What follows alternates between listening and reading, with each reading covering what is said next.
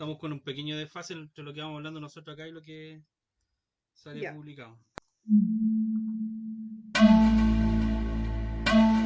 tengo la bulla atrás.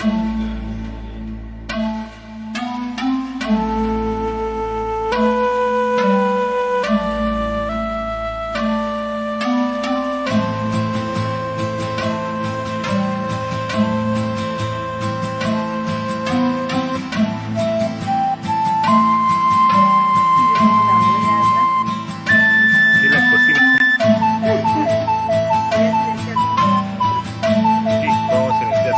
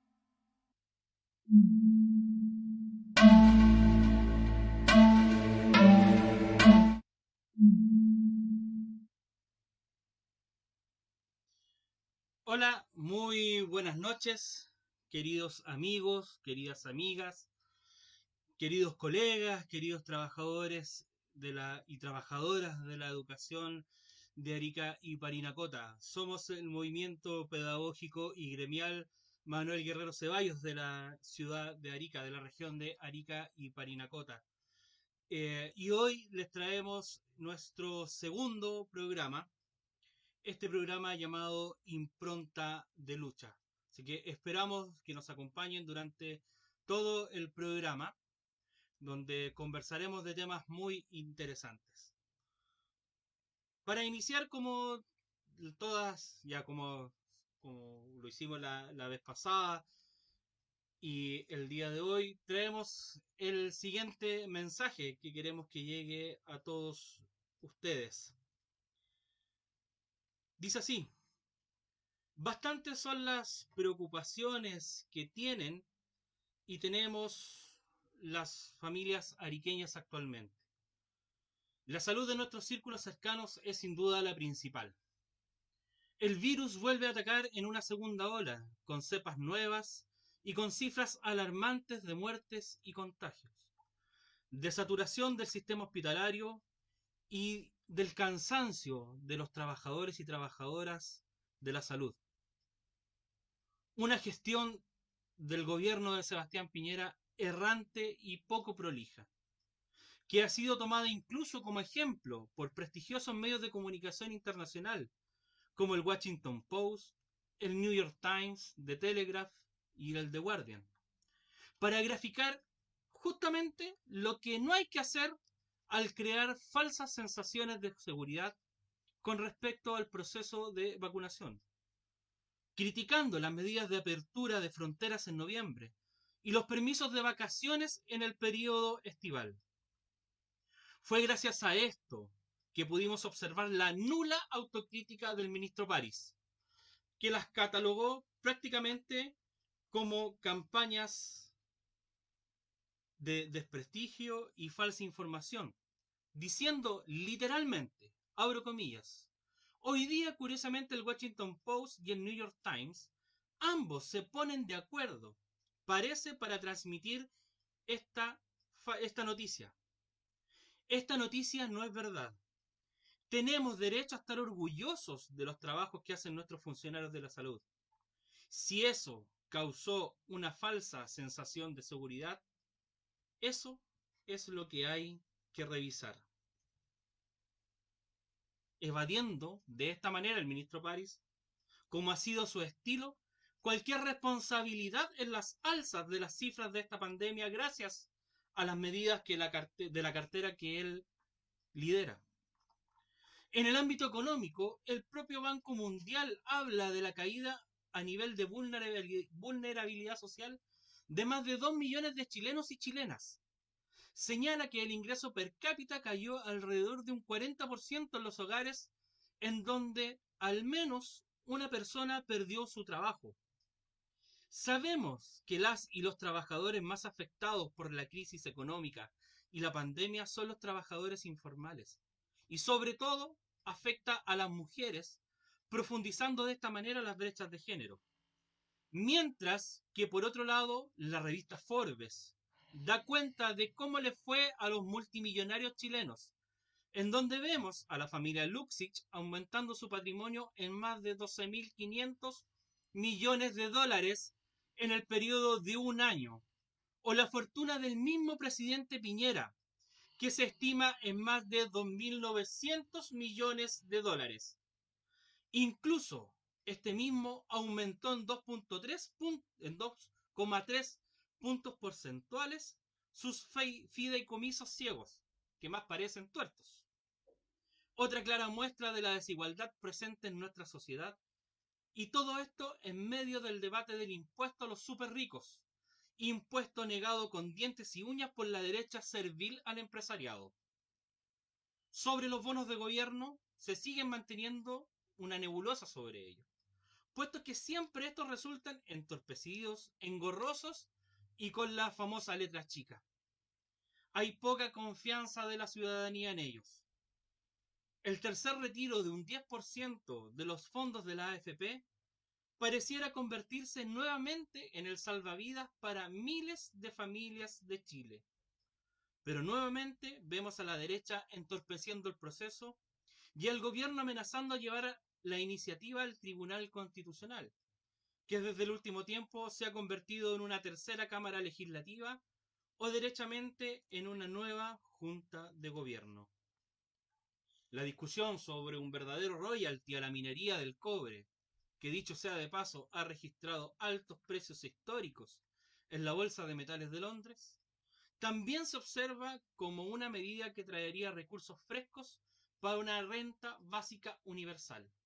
Pero nuevamente vemos como el gobierno y su sector político se niegan y la tildan como una mala política pública y hacen reserva de constitucionalidad.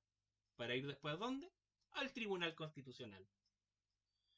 En el plano educacional nos hacemos la pregunta: ¿dónde está? ¿Quién, se preguntarán ustedes?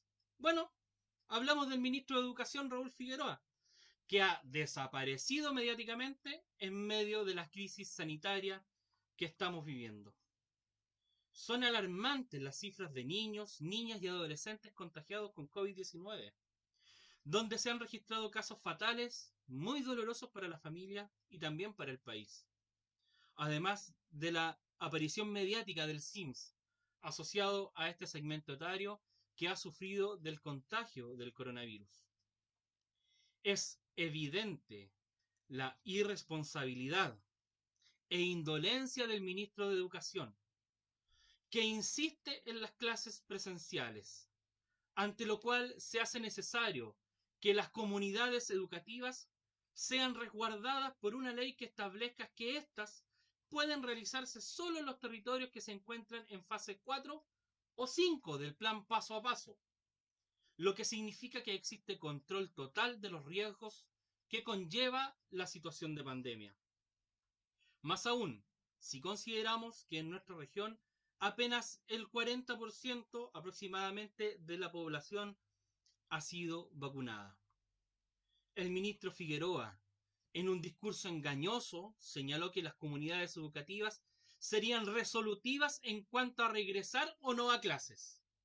Pero en nuestro territorio, el Servicio Local de Educación Pública Chinchorro ni siquiera se ha dado a la tarea de organizar las mesas de trabajo, demostrando concretamente que el ministro, y el ministerio, obviamente, estaba ocupando los medios para salir del paso ante las demandas de las comunidades educativas y los gremios de trabajadoras y trabajadores de la educación.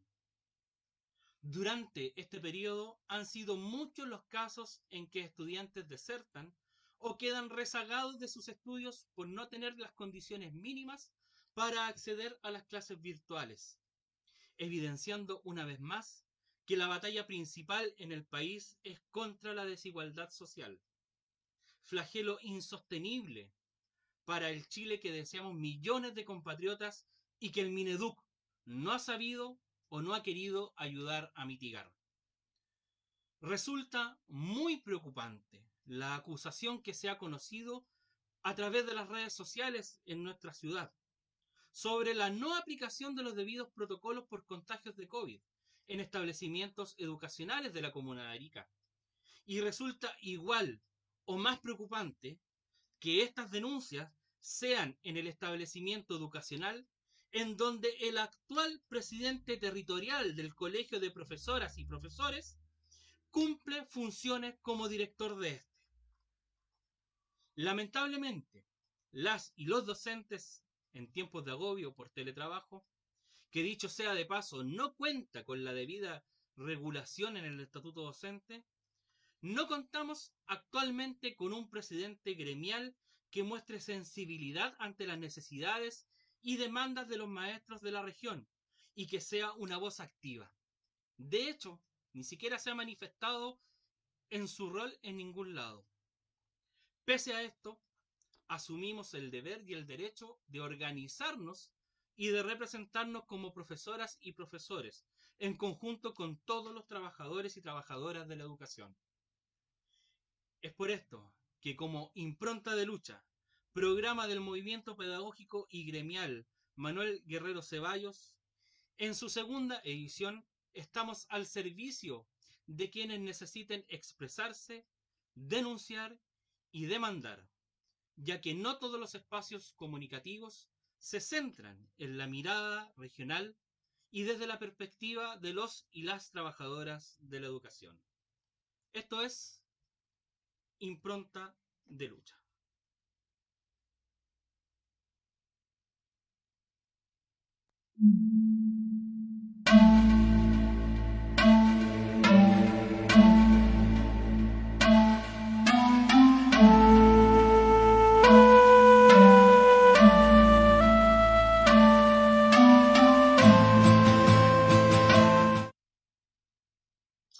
Bueno, como ya me pueden ver en pantalla, junto a mí hoy día están dos colegas, amigos, compañeros del movimiento pedagógico y gremial Manuel Guerrero Ceballos de Arica.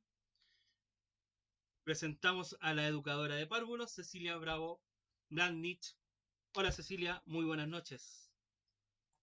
Hola, hola, buenas noches a todos. ¿Cómo están? Qué gusto poder estar contigo. Y también ahí a su lado está Pablo Ponce Ponce, presidente de los trabajadores y trabajadoras de los asistentes de la educación de Arica y candidato al Consejo Municipal para este año. Hola Pablo, ¿cómo estás? Hola Carlos, hola Cecilia, buenas noches a todas, a todos y a todos que están escuchando este programa, que están viendo este programa en su segundo capítulo, donde trabajadoras y trabajadores de la educación hablamos de educación y de diversos temas contingentes al mundo popular, ¿no? La palabra queda abierta al inicio. sobre la editorial que hemos tocado hoy día, donde vienen varios puntos y que tienen que ver obviamente con la política contingente, tanto a nivel nacional como a nivel local.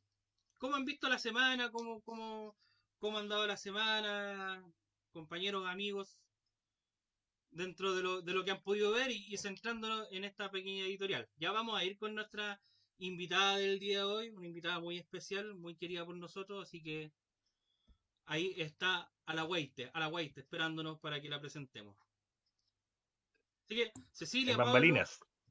Parece que nadie se lanza a Sí, la piscina, así que me voy a lanzar sí. yo. vámonos nomás, tirémonos. Adelante, compañero.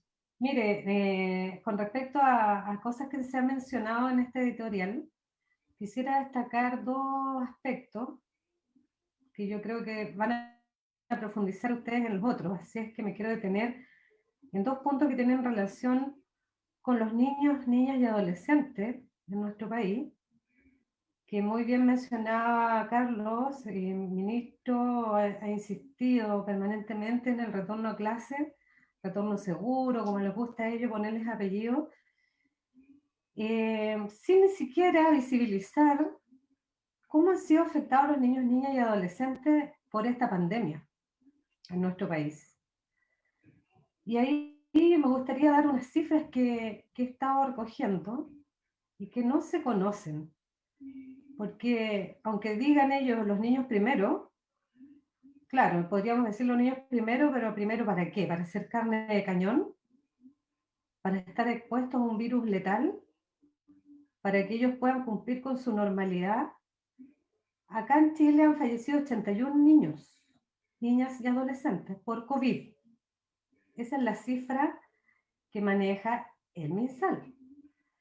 Datos que nunca han sido desagregados en los reportes, ¿ya? Porque se manejan cifras totales. Nunca se ha dicho han muerto tantos niños, niñas y adolescentes. Han sido hospitalizados 300 niños, 73 en ventilación. Además de eso, podría mencionar, por ejemplo, otro antecedente que tiene que ver más con la región, que también lo saqué del MinSal, es decir, ellos tienen desagregada la información en su página, pero no la dan a conocer a la opinión pública. Arica, por ejemplo, tenemos que han sido confirmados en el año 2020 1.034 casos de niños, niñas y adolescentes con COVID positivo, solamente en la región de Arica. ¿Ya? Para lo que va del año 2021, 608 casos confirmados de niños, niñas y adolescentes. Y al día de hoy que saqué esta información, dice número de casos activos, 100 casos. Ya, estos son datos solamente de Arica. No estamos hablando de las otras comunas. ¿Ya? Además, hay un tema que es muy preocupante, que tiene que ver con el síndrome inflamatorio. ¿Ya? Que dice que la OMS publicó un informe científico sobre el síndrome inflamatorio multisistémico, SIM, en niños, niñas y adolescentes, que coincide cronológicamente con la COVID-19. En este grupo de niños, niñas y adolescentes en Europa y Norteamérica han tenido que ser ingresados a unidades de cuidado intensivo con un cuadro inflamatorio multisistémico de características similares a la enfermedad de Kawasaki y al síndrome de shock tóxico. El SIM, caracterizado como una enfermedad aguda acompañada de un síndrome hiperinflamatorio que conduce a insuficiencia multiorgánica y shock. ¿Ya? Acá nosotros en nuestro país hemos tenido niños fallecidos por este síndrome. Pero le han bajado el perfil, han preferido obviar la información, ya que no les conviene. A este gobierno no le conviene que los niños se enfermen, que no puedan volver a clase, o que haya un peligro para la salud pública incluso, porque ellos serían foco de contagio y además los mismos profesionales de la educación que tampoco tenían las 2 dosis de vacunas cuando se llamó al retorno y cuando se inició el retorno, es realmente una situación muy preocupante. En la región, les puedo contar, y es algo que jamás nos hemos enterado, tuvimos 2 casos SIM en la región de Arica, ¿ya? Obviamente la región metropolitana se disparó con 150 casos, siendo un 86,2%, Ese es del teniendo esa total de tasa. contagiados de jóvenes, o sea, de niños, niñas y adolescentes por COVID, el Yo estoy 86, hablando el 86, solamente niños, niñas y adolescentes. ya, Estoy mencionando la región de Arica y Parinacota con 2 casos, ajá, la región metropolitana después con 150 casos, y después tendríamos un total nacional de 174 casos mm, de este síndrome, ¿ya? Que no es lo mismo de haber tenido COVID. claro. Han tenido A raíz COVID, del COVID generan este síndrome, incluso esto se produce semanas después. No es siquiera que en el momento que el niño sufre esta enfermedad del COVID, va a ser inmediatamente la sintomatología de este síndrome. Por lo tanto, de ser el año pasado lo que declaraban ujú, el ministro de Salud y todo, los niños no se contagian. claro, Eso era el discurso inicial. claro. Los niños no se contagian, los niños no tienen tasas de letalidad por esta enfermedad, les da muy suave. Esos eran los argumentos para el retorno a Claro. clase. Es Y que fueron exactamente argumentos igual como lo que planteábamos en la editorial, la política errante y que siguen usando constante esos argumentos. de este gobierno. O sea, decimos algo el día lunes y el día miércoles nos retractamos y planteamos algo nuevo.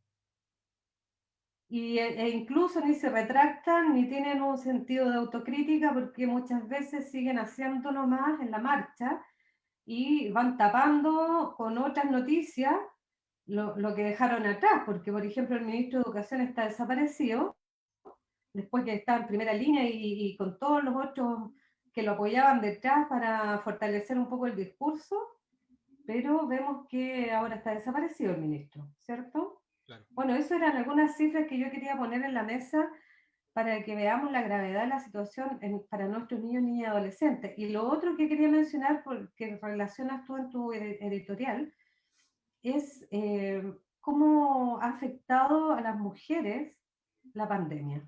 Ujú. ¿Ya?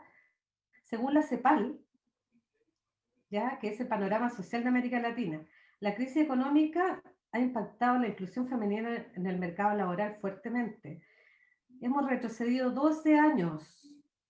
Todo lo que nos costó ganar en terreno, hemos retrocedido en este año de pandemia en 12 años.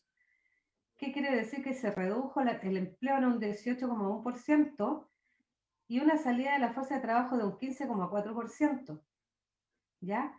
El informe de la CEPAL consigna que el 56,9% de las mujeres trabaja en sectores considerados de alto riesgo de ser afectados por la enfermedad, como hotelería, restaurantes, servicio doméstico, también en temas de educación, también en salud, ¿no?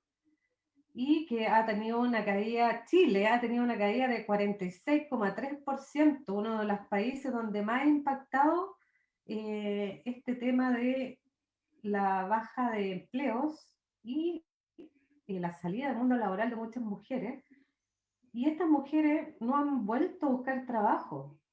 Y esto no es por una cosa antojadiza, es porque las mujeres nos hacemos cargo de los niños, niñas y adolescentes que tenemos en casa, de los enfermos, de los adultos mayores. Imagínense ustedes una mamá que tiene 2, 3 hijos que se tienen que conectar a clases online Ujú. y que tuvo que dejar la pega o se le terminó la pega o le echaron. ¿Cómo va a salir esa mamá a buscar trabajo? ¿Cómo lo hace con los niños que quedan solos en la casa? Exactamente. Eso Exactamente. era lo que yo quería recalcar de tu editorial, Carlos. Muchas gracias, Ceci. Pablo, ¿cómo has visto la semana? cómo estás dentro del mundo de los trabajadores y trabajadoras de la educación? ¿Has tenido alguna denuncia, algo con respecto a lo que se está viendo a esta implementación de las clases presenciales en los establecimientos educacionales de Arica? Y Carlos, mira, primero iniciar recordando una fecha muy importante. Hoy se celebra el natalicio de Gabriela Mistral, poetisa chilena, mujer, la primera premio Nobel que tenemos acá en Chile. Así que es un hecho, un hito importante que debemos celebrar y recordar. Y lo segundo, debido a esta fecha, hoy es el día del maestro y la maestra rural, ¿no? Y hoy en Arica, en nuestros valles, en el interior, tenemos maestros y maestras, y la educación rural es muy importante para el desarrollo de los niños y niñas que viven en los valles, no solamente de Arica, también en los poblados del interior. Así que primero esas palabras son de saludos para ellos y ellas, ¿no? Lo segundo, hoy, como dice Cecilia, como en la editorial, vivimos en una incertidumbre por producto de las medidas erróneas, medidas que son discriteriadas, medidas que no van a la par con el sentir de la gente en esta pandemia. Y por ejemplo, una de esas medidas es el inicio de clase para el año 2021. Hoy, durante el año pasado, en fase 2, no existía el inicio de clases.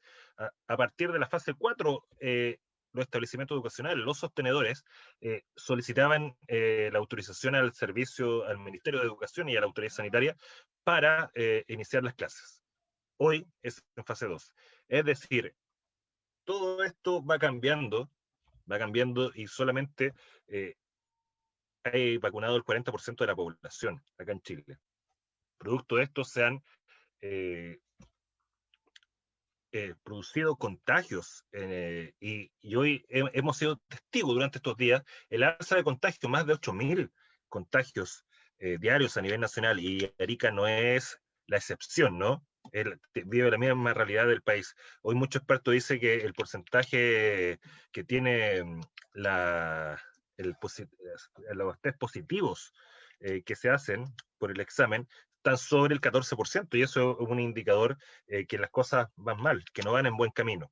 Y lo otro es que hemos también, como ciudadanos, hemos sido testigos de denuncias en redes sociales que en el Liceo Comercial de Arica, en el Instituto Comercial de Arica, se ha contagiado un alumno. Yo no sé cuántos alumnos también deben haber quedado afectados o contagiados, o están en una estrecha cuarentena por prevención producto de ese contagio. Y eso es en gran medida por las políticas erróneas que ha tenido este gobierno.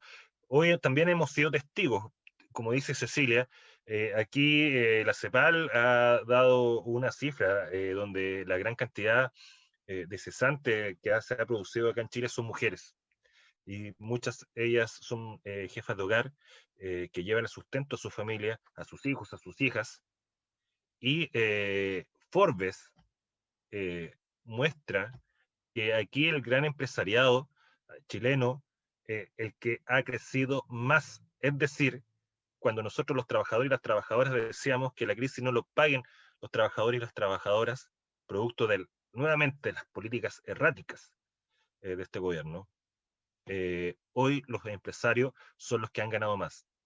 Los Mate, los Angelini, Ponce Lerú, el mismo presidente de la República, Sebastián Piñera, han ganado plata para sus bolsillos. Es decir, ellos en ningún momento le ha afectado la crisis económica. Nuevamente, la crisis económica las pagamos todas y todos, chilenas y chilenos y habitantes que están en nuestro país. Y aquí, nuevamente, cuando tú decías, ¿y qué pasa con el impuesto de los súper ricos? La derecha ha bloqueado una y otra vez el desarrollo del proyecto de ley que avance. tenemos un hecho. Aquí, hoy acá asumir Melero, Patricio Melero, diputado de la UDI, como ministro del Trabajo y Seguridad Social. Eso indica que cualquier conversación, cualquier avance para los trabajadores y trabajadoras de este país se va a ver bloqueado desde el ministerio, desde el propio gobierno. Hoy con esta muestra del gobierno, una vez más, la derecha dice estamos gobernando para el gran empresariado y no estamos gobernando para la gran mayoría de chilenas y chilenos, que somos los trabajadores y las trabajadoras. Por lo cual, una vez más, estamos en disyuntiva y mucha gente que ha perdido el empleo, sus trabajos, está en disyuntiva. O salen a trabajar a las calles o se protegen de esta enfermedad, ¿no? Que ha sido brutal con los más pobres, especialmente. Porque como lo dije en una oportunidad atrás, he sido testigo que jóvenes, niñas y niños, han tenido que salir a trabajar y dejar de estudiar.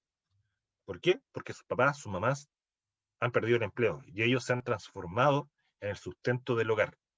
Y ellos tienen que llevar el alimento a sus casas. Y además, hoy esta pandemia lo ha demostrado la brecha que existe en educación entre los ricos y los pobres. Hoy no tenemos igualdad. Cuando hablamos de Internet para todos o equipos que puedan suprimir o generar una igualdad, no lo tenemos. No hay, hablamos de la educación rural y en los mismos valles o en los poblados del interior no llega la conectividad. Es decir, aquí se nota la brecha que existe. Por eso, a partir del 18 de octubre, gran parte del país se levantó a exigir igualdad.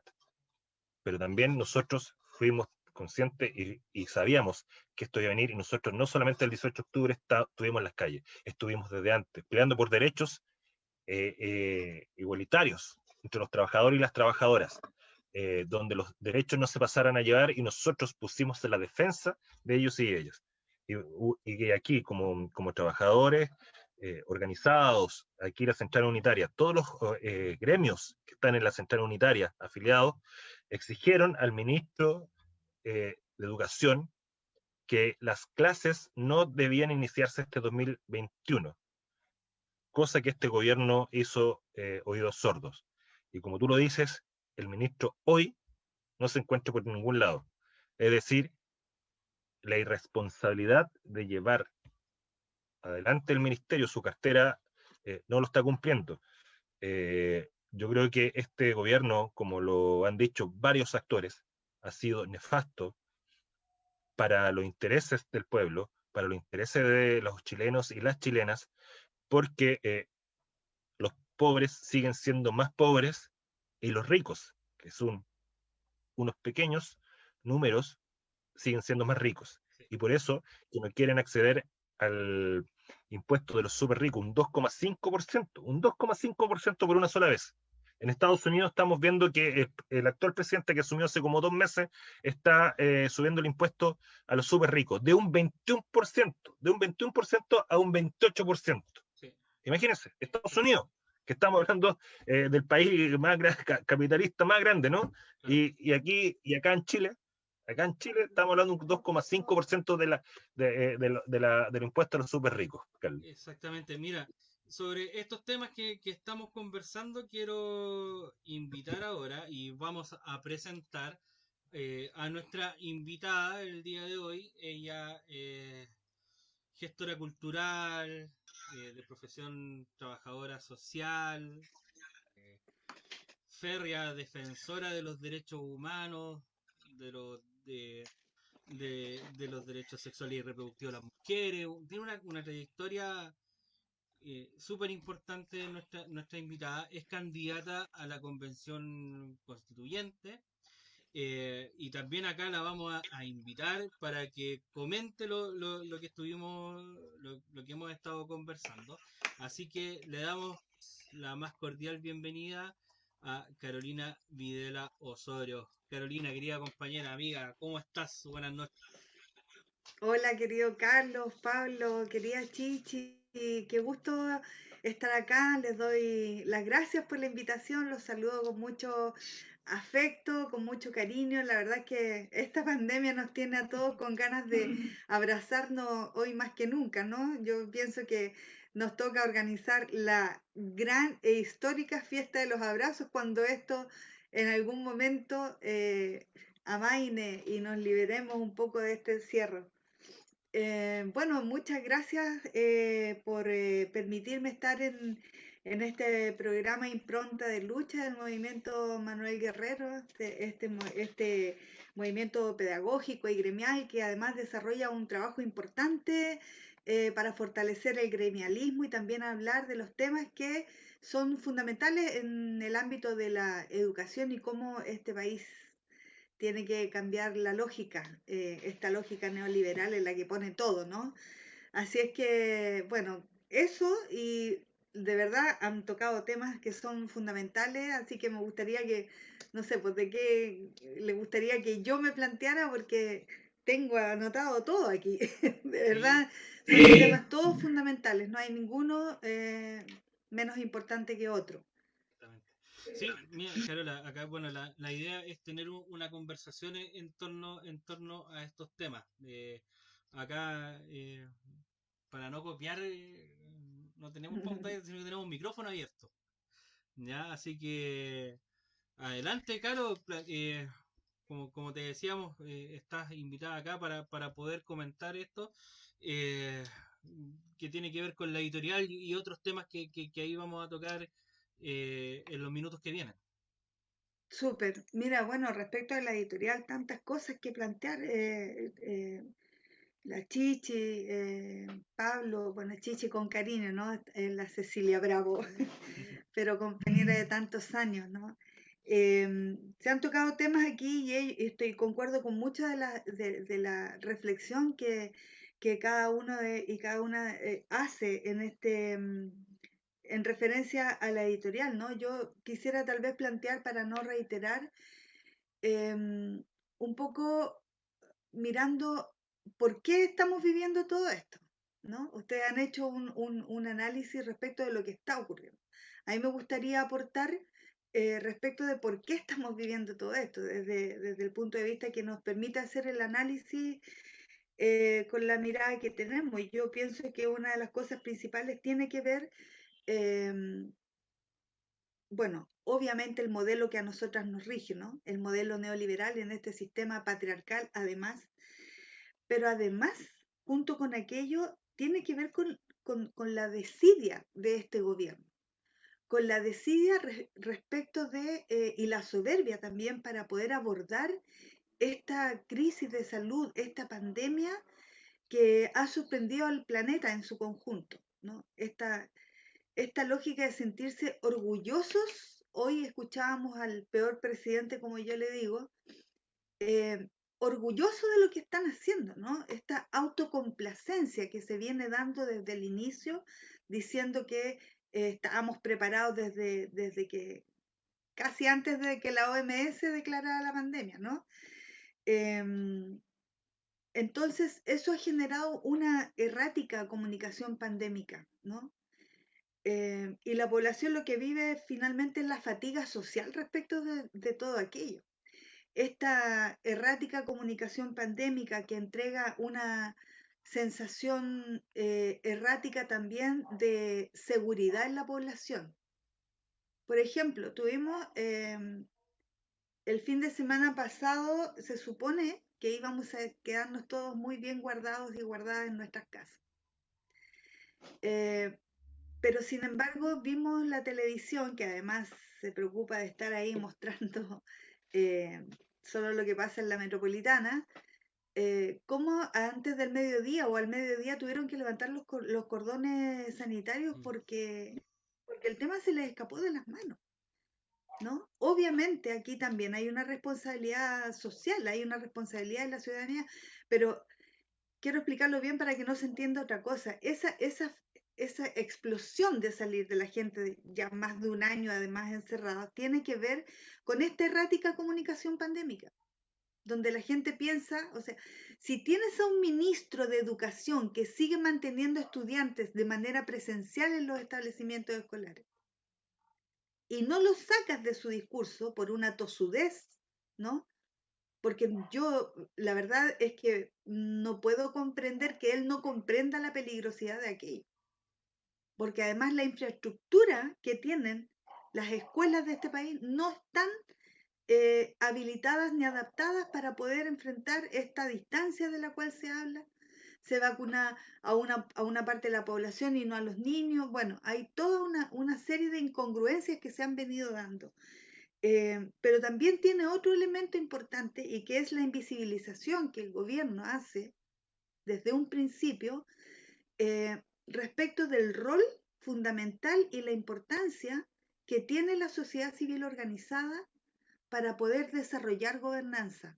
¿Y a qué me refiero con esto? Es esta invisibilización que hace el gobierno, este gobierno actual, de la cantidad de organizaciones a nivel nacional y en todo el territorio que podrían desde un principio, porque las organizaciones sociales se pusieron a disposición para colaborar, para contribuir, primero a organizarse en el territorio.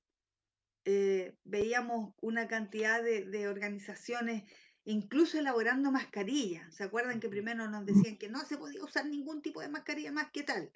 Luego usen las que quieran. Luego, bueno, cambiando un poco en base al termómetro digital lo que iban diciendo las redes sociales.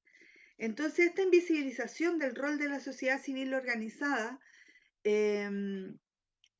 también es un elemento que, digamos, ha contribuido al estado actual de las cosas. Y por supuesto, yo antes hablaba de sordera política, pero no quiero volver a usar el término porque efectivamente las personas en situación de discapacidad que leen, digamos, cuando hay traducción de letras, dicen que se sienten, digamos, como discriminados por aquello, y yo lo entendí así. Entonces, no escuchar de parte del gobierno a los actores principales que tenían mucho que decir respecto de cómo abordar la pandemia y que no fueron escuchados.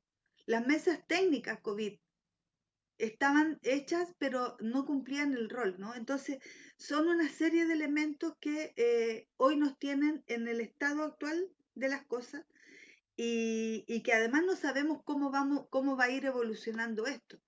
Lo que nos queda como reflexión final es cómo nos vamos cuidando nosotras y nosotros en este proceso, ¿no? ¿Por qué? Porque no podemos confiar en lo que el gobierno nos está diciendo. Entonces, y no es un mensaje ni alarmista ni tampoco absolutamente de negación respecto de lo que puedan hacer, porque cada ciudadano y ciudadana sí espera, independiente del tipo de gobierno o del color político del gobierno, sí espera que el gobierno que administre el Estado en el momento que estamos viviendo haga las cosas bien para que la ciudadanía esté bien. Yo pienso que ahí no hay, digamos, diferencia. Todos esperamos que lo hagan bien. Y aunque en lo personal no espero nada de este gobierno, me sigue sorprendiendo cómo cada día pueden ser peor, ¿no? Y lo último respecto de esta desigualdad que se ha desnudado en el contexto de esta pandemia, ¿no? El modelo neoliberal que ha quedado explicado tácitamente para toda la población, cómo ha desnudado las realidades que muchas y muchos no veían, ¿no? Recordábamos a un ministro que decía que él no sabía que la gente vivía hacinada de esa manera, ¿no? Este gobierno de un país imaginario, con un presidente imaginario. Entonces, miren, hay un estudio 2020-2021 que hace que presenta resultados respecto de los campamentos a nivel nacional, ¿no? Y este informe, dentro de las cosas que plantea es que destacan en el aumento la Araucanía, la región metropolitana, Valparaíso y Arica y Parinacota, en el aumento de campamentos a nivel nacional. Solo en el año 2019 en Arica existían 319 familias en campamentos. En este momento tenemos en Arica Parinacota 1.119 campamentos, ¿no? Perdón, 1.119 familias viviendo en campamentos, y el 2019 326 familias. Y el año 2019 7 campamentos, hoy 10 campamentos respecto de el estudio que se... Y de esta número nacional, que son 81.000 familias que están viviendo en campamentos, 81.600, de ese total, el 93% y fracción no tiene agua o accede de manera informal al agua. Otro 88% no tiene servicios sanitarios o los tiene, accede de manera informal, y un 66% accede de manera informal a la energía eléctrica. Eso es solo una parte brutal de la realidad que hoy día tenemos, ¿no? Y entonces, cuando uno escucha al peor presidente hablando hoy, haciendo todo un espectáculo en el Palacio de la Moneda, con un discurso en el Día Mundial de la Salud, que además el tema de la salud va a ser el tema del siglo respecto de lo que hoy estamos viviendo y lo que vive nuestro país, no solo con la pandemia, sino que respecto del sistema público de salud que tenemos, ¿no? Lo deficiente, porque efectivamente este modelo lo que hizo fue mercantilizar lo que debiera ser un derecho garantizado para toda para toda la ciudadanía, para toda la población, para todo el pueblo, como quien se sienta representado quiera graficarlo. Pero esa mercantilización de los derechos que debieran existir y no como bienes de consumo, también, bueno, todo aquello, ¿no?, nos da para tener un programa que podría durar como 3 horas, pero ya me acabaré otra vez la conversa, pues chiquillos, la idea es que interrúmpame, por favor. Sí, mire, vamos a hacer una pequeña pausa, ya como decía Pablo, hoy es el natalicio de Gabriela Mistral, nuestro primer premio Nobel, ya una mujer súper adelantada para sus tiempos, feminista, lesbiana, súper rupturista, para lo que fue el tiempo. No es esta caricatura que se hizo en tiempo de dictadura de esta señora buenista que no que solamente le cantaba a los niños. Obviamente Gabriela Mistral por su profesión de profesora amaba inmensamente a los niños y trabajaba en pos de que esas brechas sociales que se veían en su tiempo a través de la educación se fueran rompiendo, ¿ya? Por eso es que Gabriela también tuvo que salir del país, en una sociedad altamente patriarcal y machista, una visión de mundo como el que tenía Gabriela Mistral, no tenía cabida y no era muy bien visto por la sociedad. Bueno, y a raíz también de esto, hoy se celebra el Día del Profesor y la Profesora Rural, ¿ya? Una tremenda labor. Yo he sido testigo de cómo colegas que hacen clase en Chaca, que hacen clase en Vítor, hacia arriba del altiplano, en Chile, que hacen clase en Putre, se han sacado la mugre trabajando este año, llegando a sus estudiantes, llevándoles el material, y no solamente el material pedagógico, sino que también muchas veces han tenido que ayudar a suplir todas estas carencias que ha desnudado la pandemia. Entonces, a modo de homenaje, vamos a presentar un video ya con una payas hacia la maestra rural, así para que pongamos atención y hagamos esta pausa, y a la vuelta seguimos conversando en esto que es impronta de lucha. ¿Ya? Así que pongamos atención.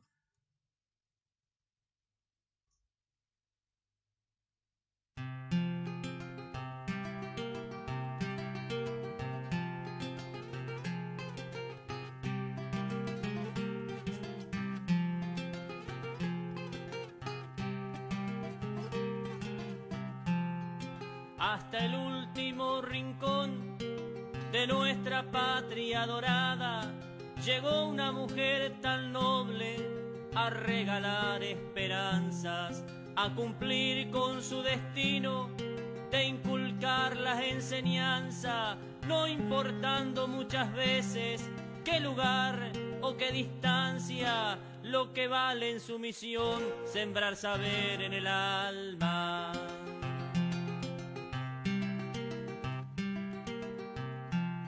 Para lograrlos entrega todo su tiempo, su alma, no se fija en sacrificios, entrega todo o nada, aunque a veces ser maestra con otra imagen se planta, depende creo de la zona, si es rural la cosa cambia, porque es distinta la vida de quien al campo trabaja. Los niños son más sufridos, hay más problemas en casa. Con el tiempo, los horarios, se pasa el día y no alcanza. Por eso que muchas veces se internan por semanas, por quincenas o por meses, su ternura los abraza. Y ya no es solo la seño, es la mamá o la hermana. Al levantarse temprano, el desayuno prepara y pasa a ser la maestra. Las tareas de mucama, levanta a los más chiquitos, hasta les lava la cara, después enseña contenta, luego el almuerzo prepara, porque la escuela rural el ser maestra no alcanza. No es tan solo la enseñanza, escribir una palabra, componer una oración, estando bien redactada, un sinónimo, un verbo, si es aguda o si es llana, en dónde lleva el acento, la coma, cómo hay que usarla. Hay que enseñar más que eso, pero en los libros no estaba.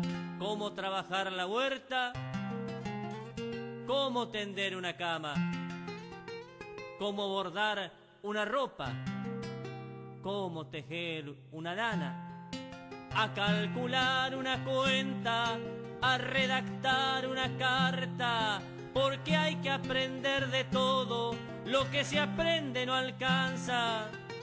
Para ayudar a su gente, la que quedó en su casa, se hizo madre y maestra, la que hace un tiempo soñaba, cuando alumnas en la escuela a su maestra admiraba.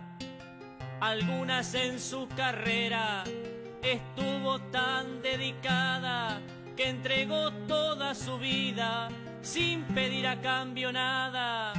Y se le fueron los años marchitándose su alma.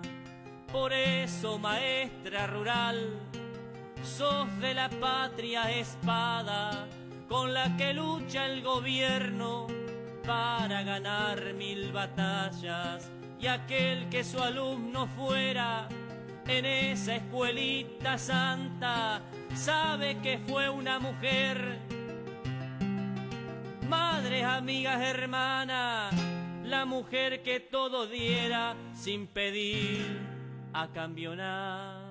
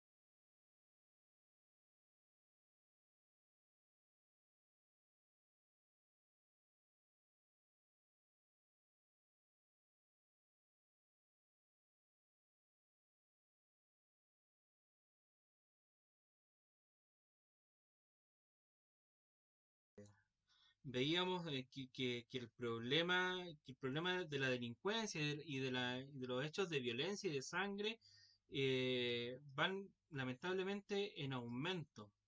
Entonces, en esta parte vamos a dejar a Pablo y ahí vamos a ir comentando sobre qué es lo que estamos proponiendo también para el tema de seguridad desde la municipalidad y también obviamente cómo lo podemos vincular al proceso constituyente que vamos a empezar a vivir este año. Así que, Pablo, vamos, suyo Sí, el micrófono y la pantalla. sí, a ver, primero decir que en el tema de seguridad ciudadana, aquí hay un responsable principal, uno que es el Ministerio del Interior, y acá en Arica es representado por la gobernación provincial. Ellos son los responsables políticos y los primeros responsables de la seguridad ciudadana en la ciudad y en la región. Por lo cual, no, en estos hechos de connotación pública, no hemos visto a las autoridades regionales emitir alguna declaración sobre esto, lo que está aconteciendo. Aquí la población, y los pobladores y las pobladoras de distintos barrios de la ciudad se encuentran asustados, con mucha preocupación lo que sucede en sus barrios. Pero sin duda la municipalidad también tiene algo que decir. Aquí uno se puede generar un mapeo comunitario, ¿no? De puntos inseguros, con carácter y enfoque de género. ¿Y por qué? Porque es relativo a eso, porque se relaciona. Por ejemplo, nosotros sabemos dónde en nuestras poblaciones o cercanas, dónde suceden algún asalto o dónde trafican. Nosotros, ciudadanos comunes y corrientes, ciudadanas comunes y corrientes, y las autoridades que le compete esto no lo van a saber. ¿Cómo? Después, invertir en seguridad local es importantísimo. Terminar con sitio Eriazo, recuperar espacios públicos mediante trabajos y también tener recursos para iluminaciones, espacios recreativos, que estos estén barrios limpios, participación vecinal. Es importantísimo eso, porque así cuando nosotros recuperamos espacios eriazos y los transformemos en espacios públicos, por ejemplo, multicanchas, plazas, donde los niños y niñas jóvenes puedan salir a disfrutar, no solamente ellos, las mamás, los papás, los adultos mayores, las adultas mayores, puedan ocupar estos espacios. Es importante ir ganándole a la delincuencia. Y lo otro, que las policías en nuestro país deben vincularse con la ciudadanía, con las organizaciones barriales, con la junta de vecinos, con organizaciones culturales, organizaciones deportivas que están insertadas en las distintas poblaciones de nuestra ciudad, porque ellos son los que generan los vínculos valga la redundancia, la organización de los pobladores y las pobladoras, porque ¿quién más que ellos saben dónde está la problemática? Y aquí, una vez más, vemos que las policías no han estado a la altura de esta situación. No sacamos con colocar más cámaras. Las cámaras no van a prevenir el delito, solamente van a ver dónde están cuando ya se generó el hecho, ¿no? Y puede ser utilizado como medio de prueba en los tribunales. Pero aquí se debe generar otro tipo de prevención. Policías preventivas, policías que trabajen con la ciudadanía, con los pobladores y las pobladoras y las organizaciones barriales. Muchas gracias, Pablo. Mira, vamos a aprovechar antes de mandar algunos saludos a través también del Facebook Live quienes nos están viendo. Un saludo muy afectuoso para Rosa Trigo que nos está viendo. Un saludo lleno de amor y lleno de cariño a Sandra Bravo también, que nos está saludando, nos está mandando un saludo con mucho cariño. A Rosa Lozano también, y que nos hace llegar una pregunta. También un saludo para Gabriel Fuentes, para Paulina Cartagena, la compañera dirigente nacional del Colegio de Profesores. nos está escuchando, nos está viendo, así que un gran saludo. Dice que una crisis sanitaria empatada con una crisis económica que recae en las y los trabajadores y lo peor, un gobierno nefasto. Totalmente de acuerdo. Rosa Trigo nos habla de las cifras brutales que entregaba Cecilia hace un momento atrás. Andrea Girardi, buen programa, Pablo Ponce, concejal ahí,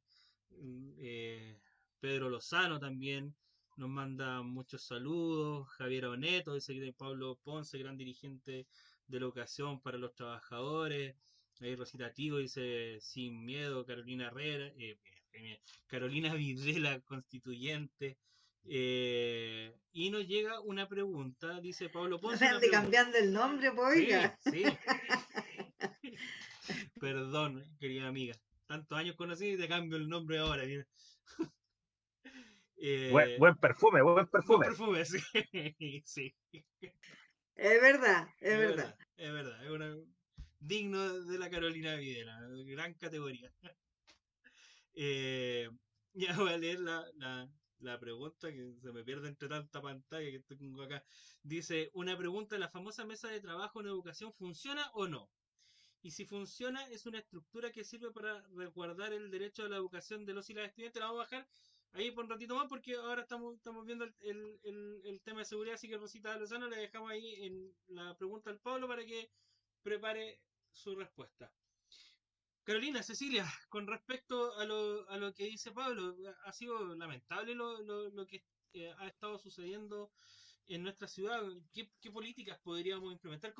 Y Carolina, específicamente, cómo Mm. lo que habla Pablo lo podemos ligar al proceso constituyente de aquí a un futuro no muy lejano? Bueno, absolutamente. Mira, aquí bueno, el corazón de los problemas de este país está en la constitución pinochetista, ¿no? Y por eso estamos viviendo el momento histórico que estamos viviendo. Y aprovecho como en cada programa de decir que en este momento histórico no estamos todos y todas. Faltan eh, los miles y las miles de jóvenes que hoy están privados de libertad, criminalizados por este gobierno, criminalizados en su legítimo derecho a la movilización social, que han sido encarcelados. Por lo tanto, en todos los espacios en los que se puede y en los que no, también el exigir la liberación inmediata de todas y todos los presos de la revuelta y los presos mapuches, ¿no? Que lo que han hecho y lo único que han hecho es poder luchar por la dignidad de este país. Y bueno, respecto de dónde se concentra este gran problema y para abordar lo que tú planteas en cuanto a la seguridad y lo que está ocurriendo en nuestra ciudad en particular, en Arica, que hemos visto con mucha impotencia y con mucha preocupación todo lo que está ocurriendo en un solo día, eh, dos muertes con arma y una persona muy grave, ¿no? Solo como ejemplo. Pero miren, aquí lo importante, o para poder abordar esto de raíz, tienen que confluir muchos elementos. Y el principal tiene que ver con lo que tiene que consagrar la nueva constitución. Obviamente, de aquí a que esta constitución esté lista, ¿no? Porque son 9 meses más, probablemente 3 prorrogables hasta tener el plebiscito de salida, hay que tomar medidas urgentes. Pero el problema en sí tiene que ver con cómo esta nueva constitución garantiza este Estado, un nuevo Estado con un nuevo modelo de desarrollo, un Estado unitario descentralizado, absolutamente descentralizado, que entregue, eh, los mecanismos para que las regiones tengan la capacidad y el poder político y la capacidad de decisión para decidir su destino y que esto sea con una absoluta y amplia y democrática participación ciudadana. Cuando logremos aquello, las actuales municipalidades, que en virtud de la actual constitución lo que hacen o lo que son es ser meros administradores desde el nivel central, tienen que mutar, tienen que transitar hacia gobiernos locales. ¿no? Lo que plantea nuestro futuro concejal, Pablo Ponce, tiene que ver con cómo desde los municipios efectivamente, y voy a usar varias veces la palabra gobernanza, porque es hacia dónde se apunta el poder establecer gobiernos locales, con capacidad de decisión, con recursos económicos, y que esas decisiones sean tomadas con la participación de toda la ciudadanía, desde sus distintas formas de organización. Entonces, esos municipios van a dejar de ser meros administradores y responder a estadísticas, a cifras y a metas, y van a trabajar como desde la lógica de gobiernos locales con la ciudadanía para definir las acciones y los programas a seguir en base a la realidad territorial. En base a esas realidades territoriales, por ejemplo, las direcciones de desarrollo comunitario, y hablo en plural para que no se sienta ninguna comuna de la región aludida en particular, porque no es culpa de quienes hacen cada día el esfuerzo por estar en las direcciones de desarrollo comunitario, en las DIDECO, sino es el sistema, no es la estructura que está. Por lo tanto, esas direcciones de desarrollo comunitario tienen que efectivamente honrar el nombre, ¿no? Hacer desarrollo comunitario, y eso se hace con una amplia participación ciudadana, con abrir espacios, los espacios de infraestructura, como lo ha hecho Daniel Jadue en la comuna de Recoleta, ¿no? Cómo ha puesto a disposición la infraestructura, por ejemplo, de los establecimientos educacionales, y en los horarios de no funcionamiento de la escuela los pone a disposición, y todo con un calendario, todo muy ordenado. Funcionan las organizaciones de mujeres, los centros de madres, las agrupaciones de personas mayores, las agrupaciones de personas con discapacidad, los jóvenes, las jóvenes tienen ahí los espacios para moverse culturalmente, desarrollar todas las formas en las que los jóvenes y las jóvenes se desarrollan. Este tipo de mirada es la que nosotros necesitamos lograr establecer en una nueva constitución, que le permita a los municipios y a los concejales y a las concejalas aportar desde lo que estaba planteando Pablo, para que esas cosas se hagan, se concreten y no queden solo en las buenas intenciones o en las ganas de hacer algo, ¿no? Y lo más importante respecto a la pregunta inicial o la pregunta central tiene que ver con la construcción de un plan comunal de seguridad humana, ya no seguridad pública. Lo decía también Daniel Jadue hace pocos días atrás en una entrevista. Hablemos de seguridad humana. Hablemos de cómo avanzamos con todas y con todos quienes componemos la sociedad.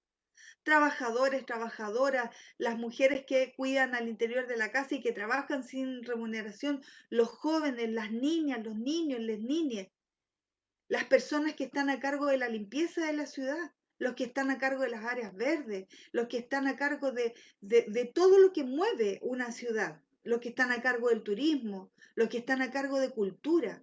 ¿Cómo trabajamos aquello desde una mirada de la seguridad humana también, que contribuye al desarrollo integral para este desarrollo humano del que tanto se habla, pero que poco hemos avanzado, solo si miramos los objetivos que están planteados en la Agenda 2030, los 17 Objetivos del Desarrollo Sostenible.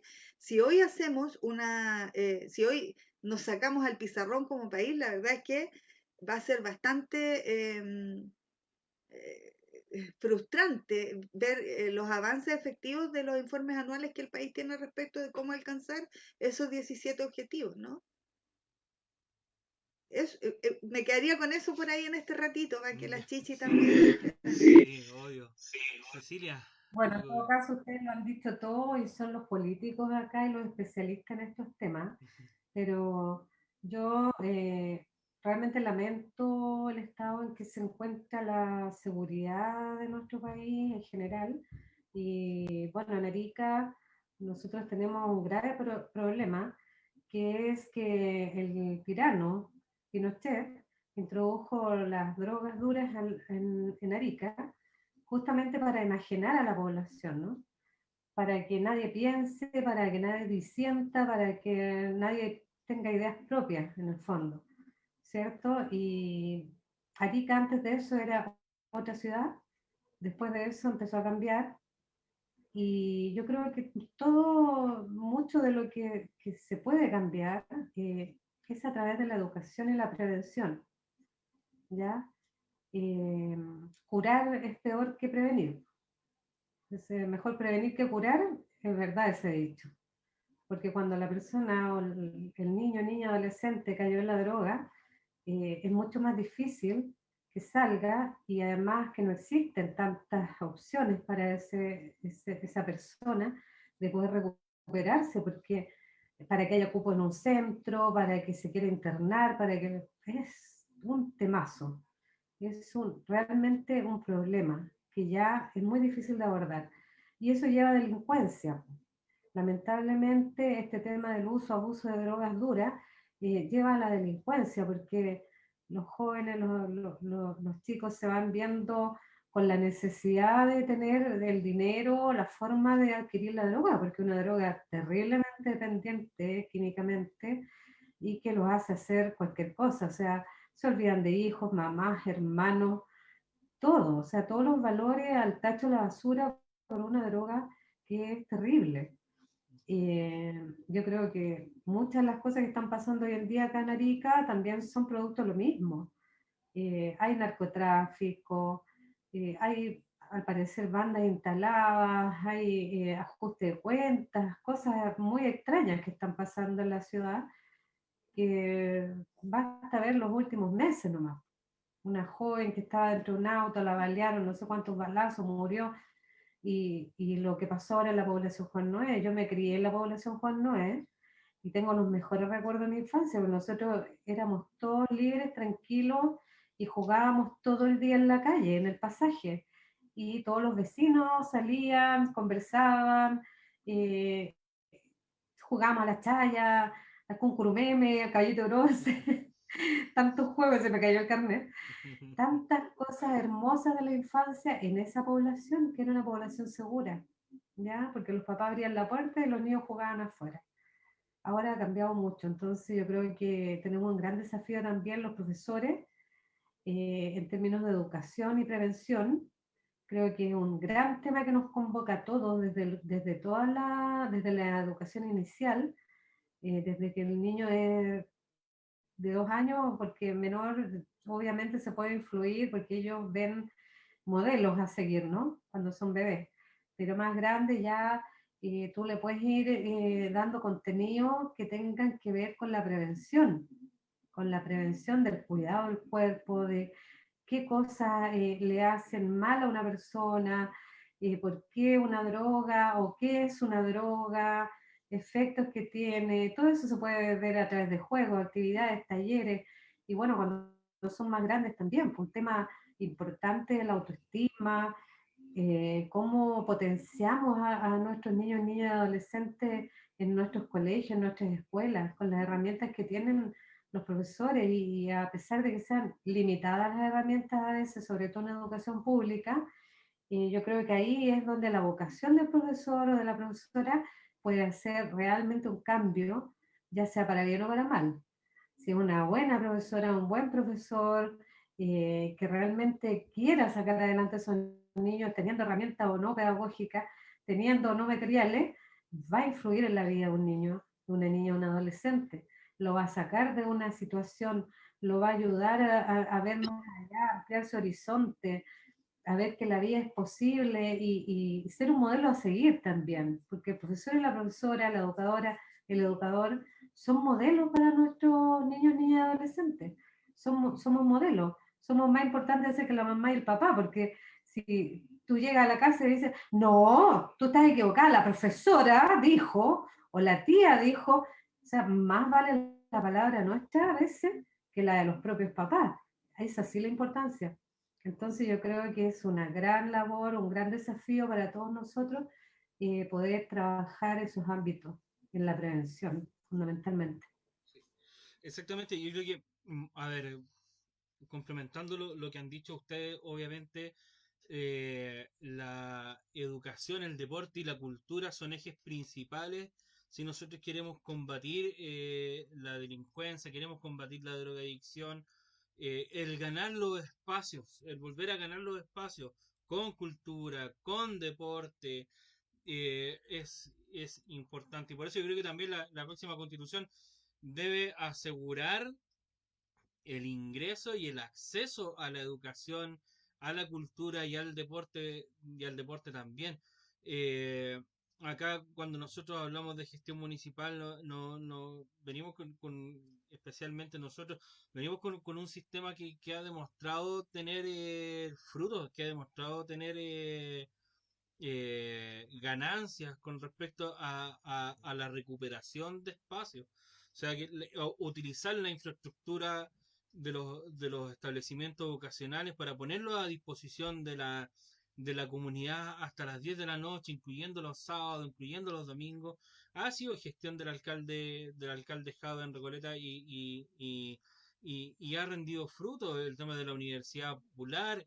Entonces, el tipo de municipalidad y de comuna que queremos está muy bien implementado y ha tenido frutos. El reconocimiento ahora que dio el Banco Interamericano de Desarrollo a la inmobiliaria popular, o sea, cómo las necesidades de la gente se van supliendo desde la gestión municipal con todas las falencias. ¿Por qué? Porque esta arquitectura política, la arquitectura institucional, también coarta mucho la función de la municipalidad.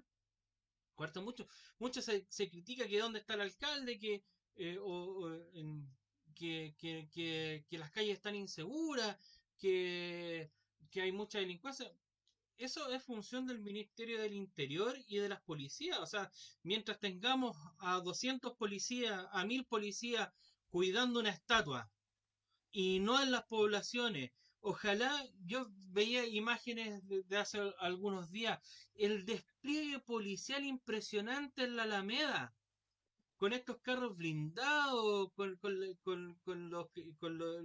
los funcionarios de control de orden público. Ojalá entraran así a una población donde sabemos que la tienen tomada los narcotraficantes, en vez de ir a cuidar una estatua.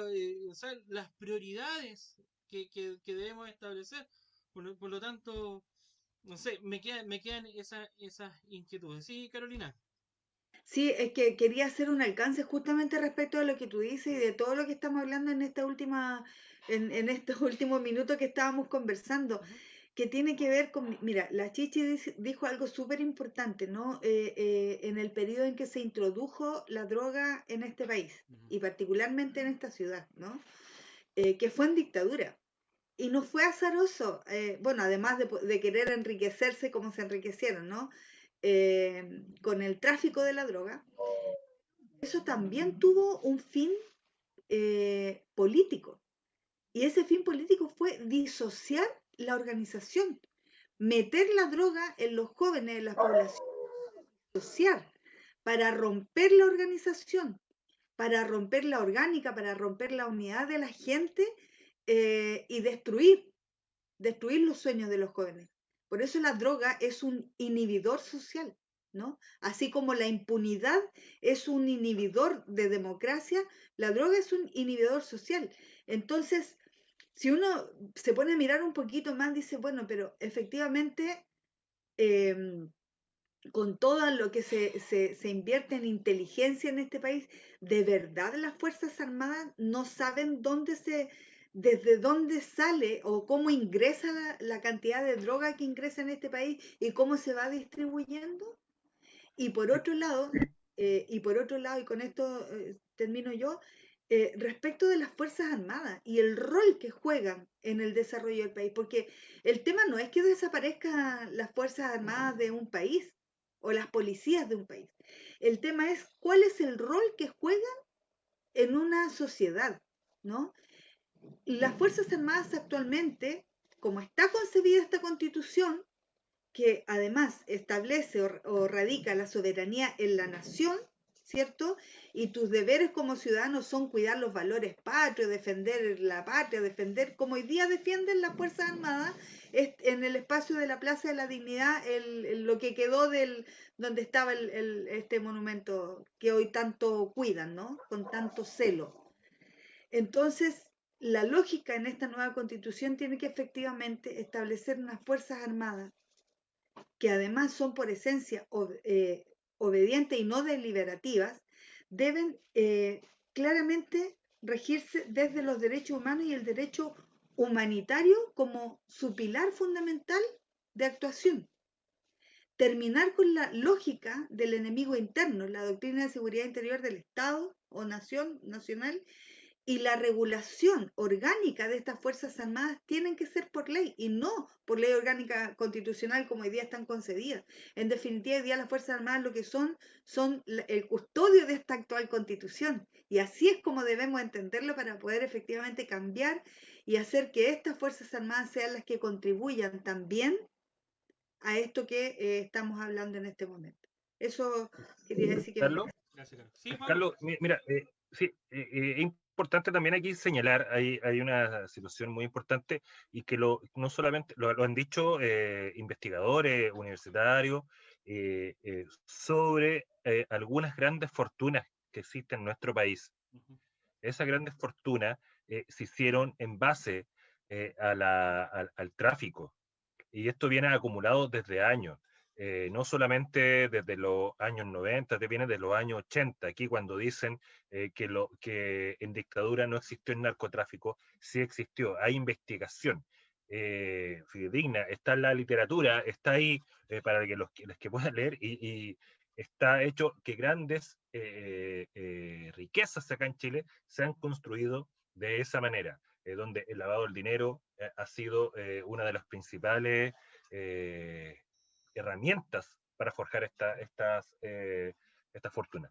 Pero sin duda, aquí hoy tenemos estas reglas del juego hasta que no cambiamos esta constitución, y lo ha demostrado Daniel Jadue en Recoleta, y no solamente Daniel Jadue, lo han demostrado otros alcaldes y concejales que son comunistas en distintas comunas, que se puede revertir esta situación, se puede hacer con las herramientas que hoy tenemos un buen vivir para nuestros pobladores y nuestras pobladoras, porque eso es lo que nosotros esperamos, lo que queremos construir para Arica. Otra Arica creo que es posible, y creemos que es posible. Exactamente. Y ahí la labor que va a cumplir Pablo como concejal es tiene que ser la labor activa. Nosotros estamos seguros de que Pablo va a ser concejal, si eso está nosotros vamos por eso, estamos instando a que Pablo sea un concejal, además que para que cumplamos la función del concejal, esa función de fiscalizar, de denunciar, más que denunciar por redes sociales, con acciones concretas, como lo hemos visto lamentablemente con algunos concejales en el último tiempo, que nos hemos dedicado más a la pelea chica a través de redes sociales, más que ir a fiscalizar de buena manera la situación que se vive en la municipalidad. Además que esa es la función del concejal. Entonces, y a eso se ha aterrizado esta campaña del Pablo. Bueno, queridos amigos, queridas amigas, vamos a ir cerrando ya, porque o si no se nos van a quedar dormidos nuestro... Una pregunta que dijeron, Ah, si estaba funcionando la mesa, sí, y quisiera contestarla. sí, Pablito, disculpa, Recordemos dale. que Sebastián Piñera, el presidente de la República, llamó a diversos gremios a nivel nacional antes que iniciar las clases presenciales a fin de marzo, donde se generó una mesa de conversación, y estas mesas se iban a replicar en las distintas regiones, ¿no? Hoy sabemos que la educación está en manos del Servicio Local de Educación Pública. Los diversos actores nosotros lo organizamos, lo autoconvocamos, parte de la directiva del Colegio de Profesores, organizaciones de asistentes de educación, organizaciones de trabajadoras de jardines vía transferencia de fondos, apoderados y apoderadas, especialmente apoderadas, que están organizadas a nivel regional, y le solicitamos al servicio local, a la directora subrogante, que replicara esta mesa. Pues bien, no se ha hecho. Desde que el momento se iniciaron las clases hasta la fecha de hoy, no se ha hecho. Ayer nosotros como gremio sostuvimos una reunión esperando que se iban a solucionar o conversar puntos específicos inherentes a nuestro sector de asistente de educación. Pues bien, nos llamaron para reunirnos con los prevencionistas los prevencionistas de riesgo, y ahí nos explicaron toda la situación que está. Nosotros le manifestamos nuestra molestia a la directora subrogante que nosotros éramos parte de esa organización de actores de la educación y que especialmente estamos solicitando reunirlo como organizaciones con el servicio local, cuál era la planificación que tenían, pero no de uno en uno. Yo creo que es importante aquí decir que la mesa, como lo dijo Piñera, que iba a funcionar, no se ha hecho acá y no se ha cumplido y se ha hecho oídos sordos a eso. O sea, una vez más, los funcionarios de gobierno, de direcciones de servicios, no cumplen el mandato de su presidente y hacen Parafraseando lo a Camila quieren. Vallejo, se hicieron los Así es. Larry. Sí, así es. Bueno, yo creo que estamos llegando al final. Sí, Espero haber contestado la pregunta. ojalá. Bueno, palabras al cierre. Junto con el afiche de se busca por perdido al ministro Figueroa, vamos a poner al ladito, se busca por perdido también el presidente regional del Colegio de Profesores, porque anda más perdido que el ministro Figueroa, todavía no aparece. Así que ojalá que aparezca luego a decir algo, a ver qué es lo que pasa. Así que, mientras tanto, los profesores y las profesoras de Arica a informarse, yo creo que por la organización que representa Pablo, porque ahí estamos teniendo la información fresca con respecto a lo que pasa en el sistema educativo en Arica. Así que, bueno, les dejo la palabra, Carolina, para que te despidas, después Cecilia y cierra ahí Pablito. Ya, a mi perrito llorando ahí, que El quiere salir a cantor, pasear. el famoso cantor. Sí, famoso cantor. Famoso cantor y el padre de la Eh, famosa Frida.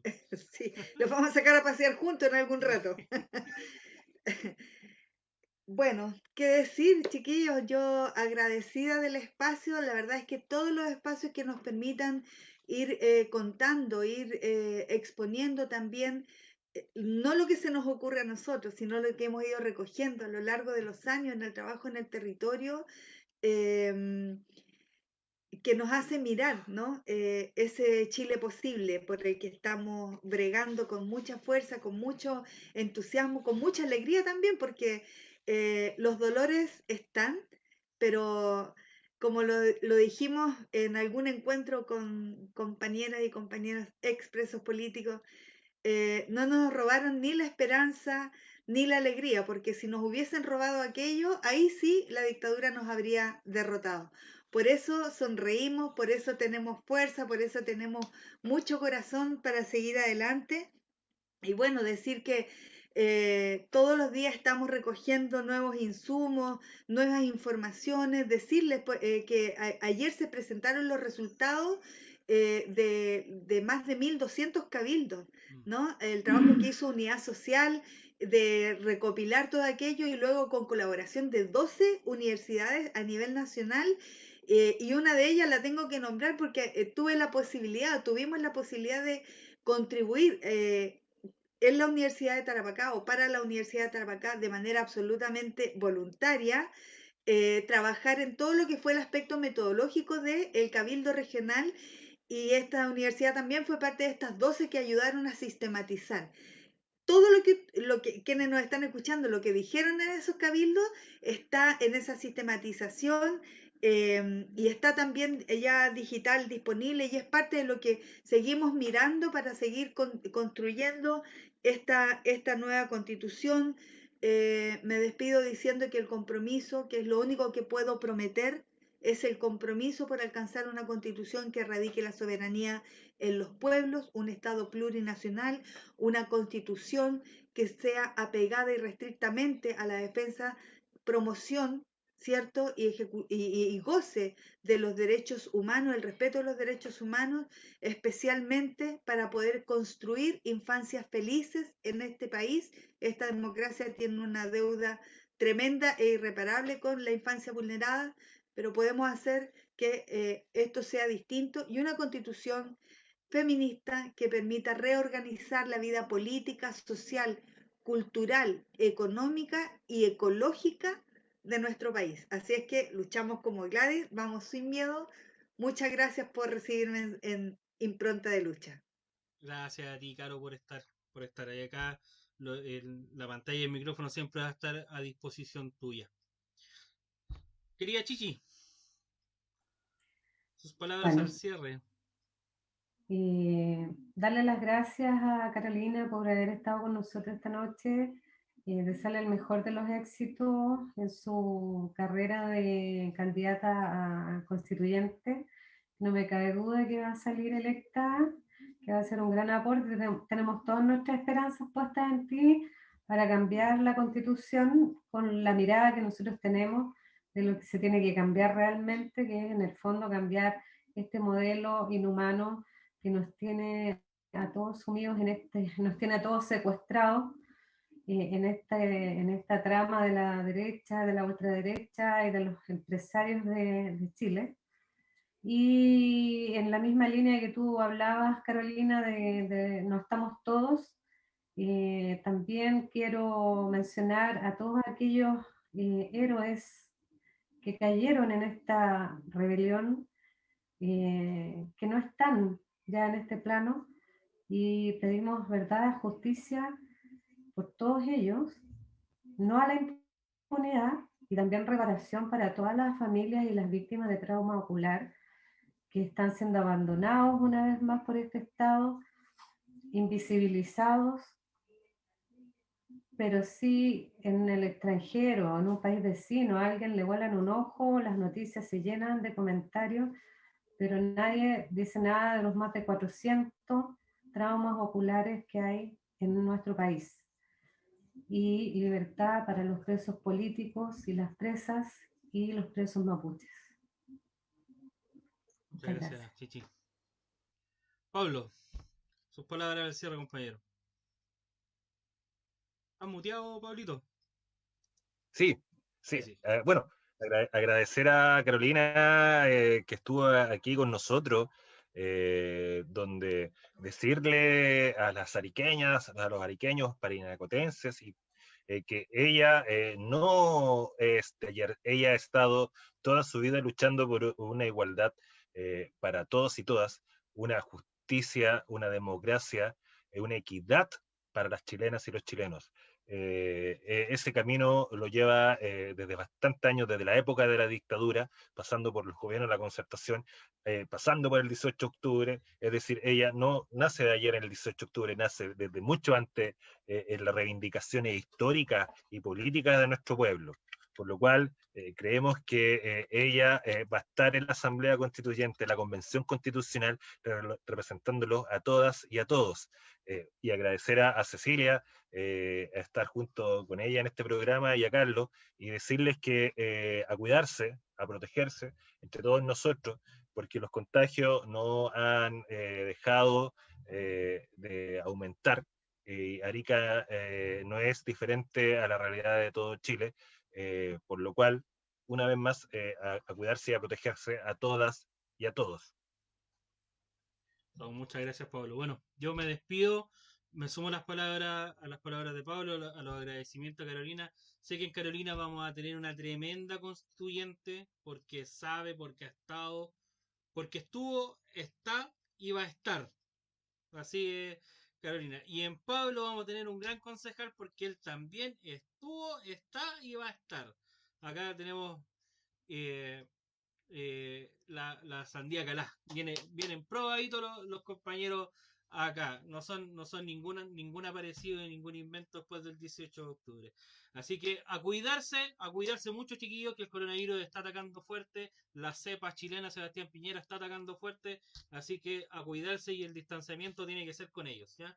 Entre nosotros. Y ahí un abrazo a cada uno de ustedes, un abrazo a Carolina, a Cecilia y a Pablo. Y nos estamos viendo la próxima semana en esta impronta de lucha. Chao, chao.